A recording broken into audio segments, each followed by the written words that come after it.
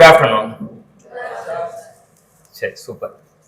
நான் உங்களை மாதிரி ஒரு கவர்மெண்ட் ஸ்கூலில் படிச்சுட்டு அப்புறம் படிப்படியாக நான் என்னோட நேட்டிவ் வந்து சென்னை. என்னோட பேர் வந்து சுரேந்திரன். நான் இந்த காலேஜில் மெக்கானிக்கல் டிபார்ட்மெண்ட்டில் ஒரு 20 வருஷமாக கவர்மெண்ட் சர்வீஸில் இருக்கேன். எனக்கு சென்னை தான் வந்து நேட்டிவ். சென்னையில் வந்து வட சென்னை.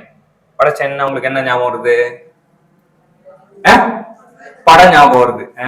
அது வேற லெவல் படம். வட சென்னை அந்த படம் ஞாபகம். ஸோ வட சென்னைன்னா அப்படிதான் காட்டியிருப்பாங்க. ஸோ அதுதான் அப்படிதான் ரியல் தான் வச்சுங்களேன். ஸோ அந்த மாதிரி ஒரு இடத்துல கடலோர பகுதியில் என்ன இருக்குன்னா குப்பம்னு சொல்லுவாங்க. தாளங்குப்பம், நெட்டு குப்பம், சின்ன குப்பம், பெரிய குப்பம் சொல்லிட்டு வரிசையா குப்பங்களா இருக்கும். அங்க வந்து ஒரு சாதாரண குடும்பத்துல பிறந்து படிச்சுட்டு இருந்தேன். சூப்பர்.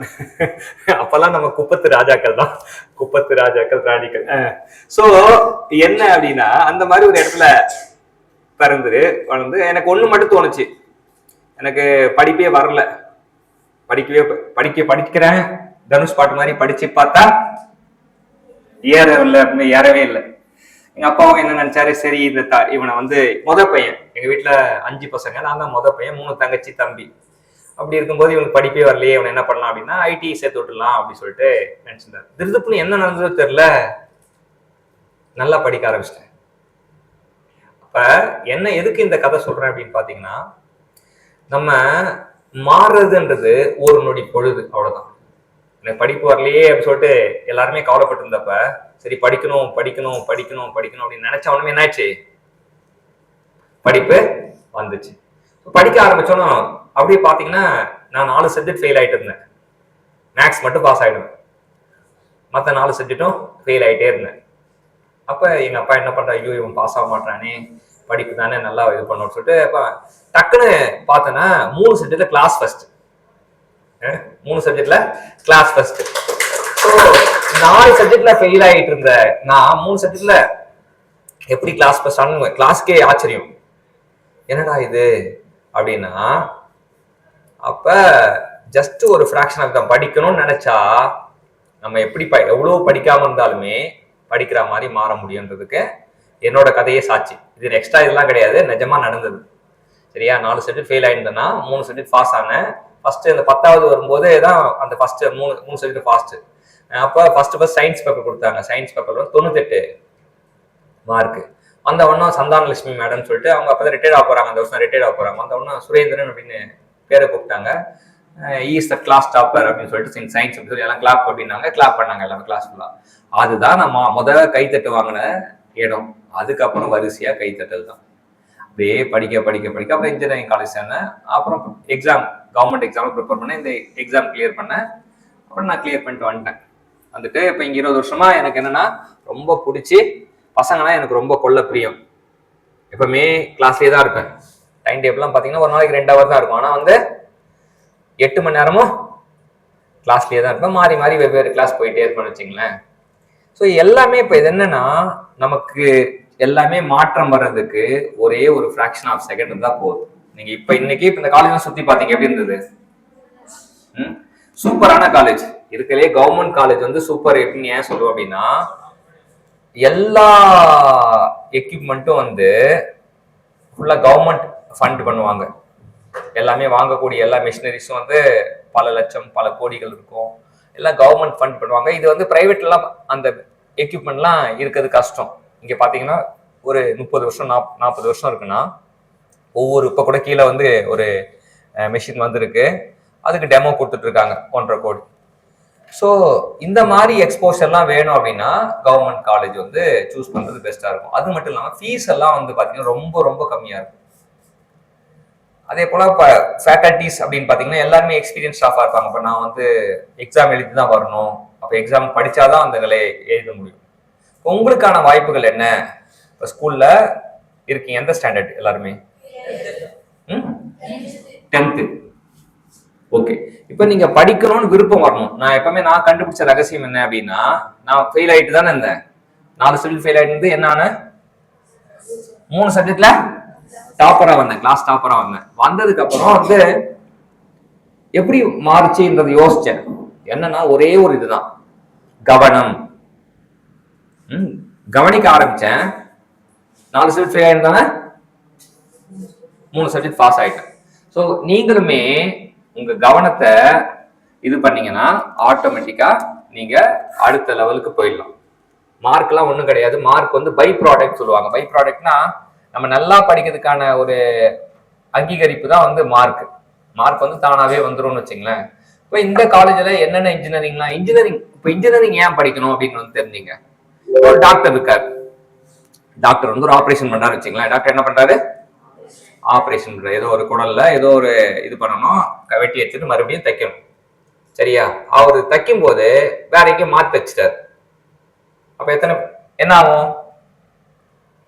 கரெக்டா பண்ண வேண்டிய ஆபரேஷன் தப்பா பண்ணிட்டாரு. என்ன ஆகும்? செத்துருவாங்க இல்லையா? அப்போ ஒரு ஆபரேஷன் தப்புன்னா எத்தனை பேர் செத்து போறாங்க? புரியல, கதை புரியல. டாக்டர் ஆபரேஷன் பண்றாரு. அவர் ஏதோ ஆபரேஷன் தப்பு பண்ணிட்டார். ஏதோ கனெக்ட் பண்ண வேண்டிய 2 இது வந்து மாத்தி கனெக்ட் பண்ணிட்டார். அப்ப எத்தனை பேர் செத்து போவாங்க? ஒருத்தர் தான். இப்ப இன்ஜினியர் இருக்காரு வச்சுக்கீங்க. இன்ஜினியர் வந்து ஒரு புல்லட் ட்ரெயின் போகுது, இல்ல வந்து நம்ம நார்மல் ட்ரெயின் கூட வச்சுங்க. அதுல ஏதோ ஒரு சின்ன போல்ட் அதை டிசைன் பண்ணும்போது தப்பு பண்ணிட்டார். அந்த போல்ட் உடஞ்சி ட்ரெயினே கவுந்து போகுது. எத்தனை உயிர் போகும்? ட்ரெயின்ல எத்தனை பேர் போறாங்களோ எல்லாம் கூண்டோட கைலாசத்துக்கு போயிடுவாங்க. ஸோ இன்ஜினியரிங்ன்றது என்ன அப்படின்னா, இன்ஜினியரிங் துறை அப்படின்றது என்னன்னா மொத்தமா இப்போ இந்த பில்டிங் இருக்கு, யாரோ கட்டி வச்ச பில்டிங். இது கரெக்டா ஸ்டேபிளா இருக்கனால நம்ம எல்லாம் கம்ஃபர்டபுளா உள்ள உட்காந்துருக்கோம். இந்த பில்டிங் வந்து இப்படி இடிஞ்சு வந்தா என்ன ஆகும்? எல்லாரும் போயிடுவோம். அப்ப உயிர்களை பாதுகாக்கிறது டாக்டரோட கடமை. உலகையே பாதுகாக்கிறது யாரோட கடமை? இன்ஜினியரோட கடமை. சரியா? ஒரு இன்ஜினியர்னா என்னன்னா மொத்த உலகமும் கட்டுக்கோப்பா வச்சிருக்கணும். அதுதான் இன்ஜினியரோட வேலை. சோ இதுக்கு என்ன பண்ணணும் அப்படின்னு பாத்தீங்கன்னா நம்ம கவனிக்க ஆரம்பிக்கணும். 2வது, இன்ஜினியரிங்னா ஒரு உயர்ந்த டிகிரி அப்படின்றது மனசுல பதிவு வைக்கணும். சரிங்களா? இன்ஜினியரிங்னா சாதாரண டிகிரிலாம் கிடையாது. இப்ப இங்க என்னென்ன இன்ஜினியரிங்லாம் இருக்குன்னா மெக்கானிக்கல் இன்ஜினியரிங். மெக்கானிக்கல் இன்ஜினியரிங்னா என்ன தெரியும் உங்களுக்கு? மெஷின்ஸை பத்தி படிக்கிற இன்ஜினியரிங் தான் மெக்கானிக்கல் இன்ஜினியரிங். ஃபோர்ஸை பத்தி படிக்கிறது, மெஷின்ஸை பத்தி படிக்கிறது மெக்கானிக்கல் இன்ஜினியரிங். எலக்ட்ரிக்கல் இன்ஜினியரிங்னா டிசி மிஷின்ஸ், ஜெனரேட்டர், அந்த மாதிரி கரண்ட் ரிலவெண்டா படிக்கிறது ஃபுல்லா என்னது? கரண்ட் ரிலவெண்டா படிக்கிறது ஃபுல்லா எலக்ட்ரிக்கல் இன்ஜினியரிங். அதே எலக்ட்ரானிக்ஸ் கம்யூனிகேஷன் இன்ஜினியரிங்னா சிப்னா நம்ம சாப்பிட்ற சிப்ஸ் கிடையாது. என்ன சிப்பு? ஆமா, அந்த சிப் வந்து சிப்பு. அப்புறம் இந்த மொபைலு, இந்த எலக்ட்ரானிக் டிவைஸ் எல்லாம் பத்தி படிக்கிற படிப்பு வந்து எலக்ட்ரானிக்ஸ் இன்ஜினியரிங். சிவில் இன்ஜினியரிங்னா என்ன? இந்த கட்டடம் கட்டுறது, அதுக்கான பிளான் பண்றது, அதெல்லாம் வந்து சிவில் இன்ஜினியரிங். அப்புறம் கம்ப்யூட்டர் சயின்ஸ் இன்ஜினியரிங், ப்ரோக்ராம் எழுதுறது, அந்த ப்ரோக்ராம் ஒர்க் பண்ணி பார்க்கறது, எல்லாத்தையுமே வந்து சிஸ்டம் ரிலவெண்டான ஒர்க்லாம் பண்றது என்ன engineering? Computer science engineering. So இதுதான் மேஜரா. இப்ப புதுசா ஒரு டிபார்ட்மெண்ட் கொண்டு வந்திருக்காங்க இந்த காலேஜ்ல. இப்போ வளர்ந்து வர காலத்துல வந்து எந்திரன் படம் பாத்தீங்க இல்லையா? எந்திரன் படத்துல என்ன இருந்தது? ரோபோ பேர் என்ன? சுட்டி. சிட்டியா? சிட்டி ரோபோ. ஓகே. அப்ப அந்த சிட்டி இருப்பான்ல, அந்த மாதிரி அந்த படத்துல சிட்டி ரோபோ மாதிரி வருங்காலத்துல எங்க பார்த்தாலும் இங்க பார்த்தா ஒரு 10-15 ரோபோ இருக்கும். அது பாட்டு வந்து ஏதாச்சும் பண்ணும்.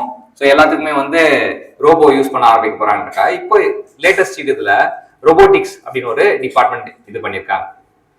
ஸோ அது வந்து ஃபுல்லா ரோபோட் ரிலவெண்டான விஷயங்கள்லாம் படிக்கிறதுக்கு ரோபோட்டிக்ஸ் அப்படின்றத சொல்றாங்க. இப்போ ஏஐ இருக்கு சில காலேஜ்ல, நம்ம காலேஜ்ல இல்ல, சில காலேஜ் ஆர்டிஃபிஷியல் இன்டெலிஜென்ஸ் இருக்கு. ஆர்டிஃபிஷியல் இன்டெலிஜென்ஸ்னா ஸோ நம்ம செயற்கை நுண்ணறிவுன்னு சொல்லுவாங்க. ஸோ ஒரு மெஷினே வந்து ஸோ மனுஷன் மாதிரி சிந்திக்கிறதுக்கு ட்ரைனிங் கொடுத்து அது பண்றதா செயற்கை நுண்ணறிவு. ஸோ இதுதான் வந்து வெவ்வேறு துறை சார்ந்த படிப்புகள். ஸோ நம்ம டாக்டர் படிக்கிறது வந்து ஒரு பர்டிகுலரா ஃபோக்கஸ் உயிர்களை பாதுகாக்கிறதுனா, உலகையே பாதுகாக்க யாரு என்ன படிப்பு? இன்ஜினியரிங். ஸோ வந்து இன்ஜினியரிங் வந்து பவர்ஃபுல் டிகிரி தான் சார். அப்ப நம்ம மீம்ஸ் எல்லாம் பாக்குறோமே, இன்ஜினியரிங் படிச்சா வேலை கிடைக்காது அப்படின்னு சொல்லிட்டு பாத்துருக்கீங்களா? மீம்ஸ் டிவியில கலாச்சுவாங்க, ரேடியோல சொல்லுவாங்க இன்ஜினியரிங் படிச்சா ஒன்றும் வேலைலாம் கிடைக்காது, சும்மா தான் இருக்கும். அதெல்லாம் போய் அவங்க என்னன்னா இப்போ படிக்கிறதுக்கு நம்ம எப்படி படிக்கணும் அப்படின்னா மார்க்குக்காக படிக்கிறதுக்கு ஒரு இது இருக்கு. ரெண்டாவது தெரிஞ்சுக்கிறதுக்காக படிப்பு ஒன்று இருக்கு. தெரிஞ்சுக்கிறதுக்காக படிச்சோம் அப்படின்னா கொஞ்சம் கொஞ்சமா நம்ம லேர்ன் பண்ணிட்டே இருந்துடலாம். ஸோ இப்போ நீங்களே இருக்கீங்கன்னு வச்சுங்களேன். இப்போ நீங்க ஜென்ரலா இப்போ நாங்க படிக்கும் போதெல்லாம் புத்தகத்தை மட்டும் வச்சுதான் படிப்போம். இப்ப எப்படிலாம் படிக்கலாம்? நீங்க என்னென்ன முறையெல்லாம் படிக்கிறீங்க? போன்ல எப்படி படிப்பீங்க? என்ன கேட்பீங்க? போன் வச்சு புக்கு பதிலா போன் வச்சு புக்கே வந்து பிடிஎஃப் இருக்கும் பாப்பீங்க. வேற யூடியூப்ல வீடியோ பாப்பீங்கல்ல? வீடியோ பாத்துறீங்களா? எந்த சேனல் பாத்துறீங்க? ஏதாச்சும் ஒரு சேனல் ஞாபகம் இருக்கா? மணற்கேணி பாப்பீங்களா? சோ வீடியோ பாக்குறது சரி. ஆடியோ கேட்டுறீங்களா? ஆடியோல ஏதாச்சும் நான் என்ன பண்ணுவேன்னா, நான் பேசுனதே வந்து நான் ரெக்கார்ட் பண்ணிட்டு திரும்ப அப்படியே கண்ணை மூடி கேட்டு பார்ப்பேன். ஆடியோல கேட்கலாம். இப்ப ஏஐ வந்ததுக்கு அப்புறம் நம்மளே வந்து வீடியோ ஜெனரேட் பண்ணலாம். ஒரே ஒரு பட்டன், நம்ம ஒரு பிடிஎஃப் எடுத்து ஒரு புக்ல ஒரு பேஜ் மட்டும் போட்டோ பிடிச்சி போட்டோ வச்சுங்களேன், அது வீடியோ, அது பேசும். அது அப்ளை பண்ணிருக்கீங்களா? இல்ல. நோட் புக் எல்எம்னு ஒண்ணு இருக்கு சரியா? அதுல போய் இது பண்ணி பாருங்க. ஏஐ வந்து நோட் புக் எல்எம் அப்படின்றது எங்காச்சும் நோட் பண்ணி வச்சுங்க. நோட் புக் ஈஸியா ஞாபகம் வச்சுக்கலாமா? அப்புறம் அடுத்தது எல்எம், நோட் புக் எல்எம் அப்படின்றது வந்து நோட் பண்ணிட்டீங்கன்னா, நோட் புக் எல்எம் நோட் பண்ணிக்கங்க. நீங்க நோட் பண்ணிட்டு வீட்டுக்கு போய் ஒரே ஒரு பேஜ் உங்க புக்ல உள்ள ஒரே ஒரு பேஜை போட்டோ எடுத்து நீங்க போட்டீங்கன்னா வீடியோனா வீடியோ கொடுக்கும், ஆடியோனா ஆடியோ கொடுக்கும். எல்லாம் பட்டன் தான், சுவிட்ச் மாதிரி தான். சுவிட்ச் போட்டா வீடியோ வரும். அது ஜென்ரேட் பண்ணி ஒரு 2 நிமிஷம் 3 நிமிஷம் ஆகும். அதே போல ஆடியோ வரும், மைண்ட் மேப் வரும். இதெல்லாம் படிக்கணும். இப்படிலாம் ஏன் சார் வெரைட்டியா புக்கு மட்டும் ஏன் சார் வச்சு படிக்கக்கூடாது அப்படின்னா, நம்ம போர் அடிக்க கூடாது. ஒருத்தங்க ஒரு செயலை எப்போ அதிகமா செய்வாங்க அப்படின்னு பார்த்தோன்னா, அவங்களுக்கு பிடிச்சா செய்வாங்க இல்லையா? பிடிக்கலன்னா செய்ய மாட்டாங்க. ஏன் வந்து செய்ய மாட்டாங்கன்னா உங்களுக்கு பிடிக்கல அப்படின்றது தெரிஞ்சுக்கலாம். ஸோ பிடிக்கிற மாதிரி உங்களுக்கு நீங்க மாத்திக்கணும். உனக்கு ஆடியோ பிடிக்குமா, வீடியோ பிடிக்குமா, இல்ல மைண்ட் மேப் பிடிக்குமா, இல்ல வந்து மெட்டீரியல் பிடிக்குமா, இல்ல வந்து குவிஸா பிடிக்குமா? அது அத்தனை வெரைட்டி கொடுக்குது. நான் படிக்கும் போது அந்த மாதிரிலாம் கிடையாது. நான் படிக்கும் போதெல்லாம் நெட் அப்பதான் வந்திருந்தது, ஆனா இருந்தாலும் யூஸ் பண்ணல. இன்ஜினியரிங் போனதுக்கு அப்புறம் நெட் இப்படிதான் இன்டர்நெட் எக்ஸ்ப்ளோரர்னு சொல்லிட்டு யூஸ் பண்ண ஆரம்பிச்சோம். ஆனா இன்னைக்கு உங்களுக்கு என்ன வரம் அப்படின்னா, நீங்க நினைச்ச பேட்டர்ன்ல நீங்க படிக்கலாம் சரியா? நீங்க நினைச்ச பேட்டர்ன்ல நீங்க படிக்கலாம். உங்களுக்கு எஜுகேஷன் சிம்பிளா இருக்கும். ஸோ எல்லாருமே வந்து என்ன பண்ணணும்னா, ஒரே ஒரு இப்ப என்னன்னா, நான் இன்னைக்கு ஃபுல்லா பேசுனதுல ஒரே ஒரு விஷயம் தான் சொல்றேன்.